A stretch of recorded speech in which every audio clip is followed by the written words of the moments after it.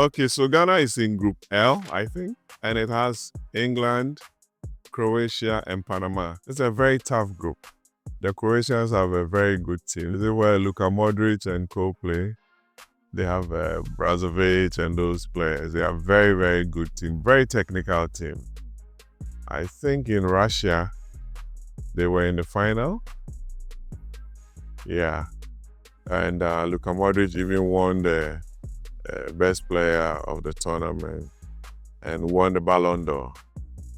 So it's not an easy team. Even though he's about next year he'll be about 41 or so. He still plays very good football. So I respect the Czech, the Panama national team. I've been following it. They are not the bad side. England, of course, are one of the favorites to win the World Cup. They have a very youthful team. But I think we have a very good team, but we need to tweak it a bit.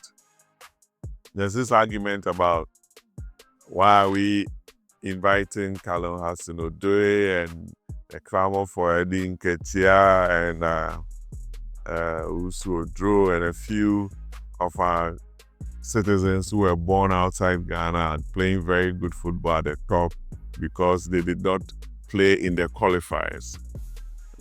For Christ's sake, we are going to play in the World Cup and we need to put our best foot forward.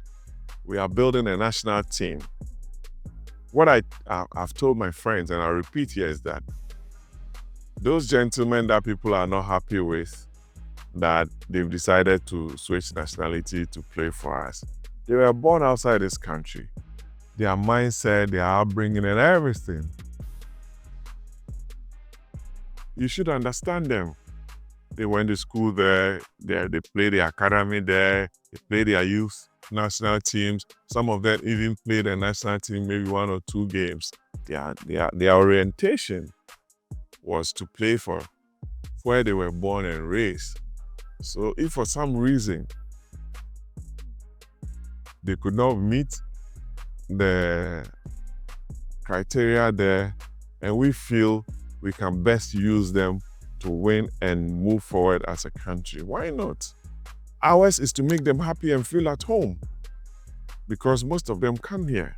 I've been on a flight with Hudson-Odoi from London. We discussed this matter about 6 years ago. I know Nketiah wants to play for Ghana. We need to talk to him. Yeah, we need to build a very good national team that can progress and do well. People cannot spend so much money, travel to America or Canada to watch and have our team when we have players who could have filled in. Now Mohamed Salisu is one of the best central defenders in Europe. Kudus is doing very well. Semenyo, I watched him a couple of nights ago. Top shape. Isaaku in Leicester is doing very well. You talk about, I know Juan Suleiman, he was at Atalanta but went to Bologna. Very good midfielder, Partey. So if you have this blend, my challenge with the team is our fullbacks. We need to work on that, and also our goalkeeping. And I always say we need, Asari is good, but we need to build him up well to be able to stand the pressures of the World Cup. But I wish the national team very well. We'll be there to support.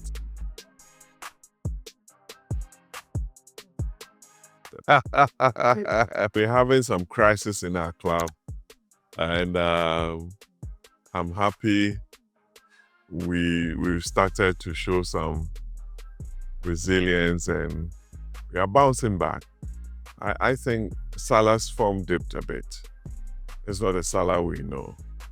Our last game, if you look at some chances that he missed, if he were to be in his top shape, he would have buried it. But every player dips and bounces back. But we love Salah. He's the Egyptian king. And we know after the Nations Cup, he'll come back and do what is required of him. As for Carragher, he's now a pundit. He will say what he has to say. And Slot has to understand that he's handling one of the biggest clubs in Europe and the world. and we expect a lot from him because the club gave him everything that he wanted for this season. He's broken the club records, but we are breaking a lot of records negatively.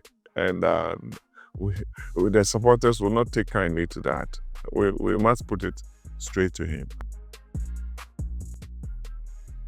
I think AFCON is one of the best competitions. I was in Ivory Coast to watch the last AFCON. And I believe if the Moroccans put up their best squad, they'll win the AFCON. I watched their under-20 team, very solid. They won the World Cup. They beat Argentina. So it tells you that, and I think they won the under-17 African Cup or something like that. It tells you that they have a very good system in place and they are developing their youth football. So I tip the Moroccans to win. Thank you very much.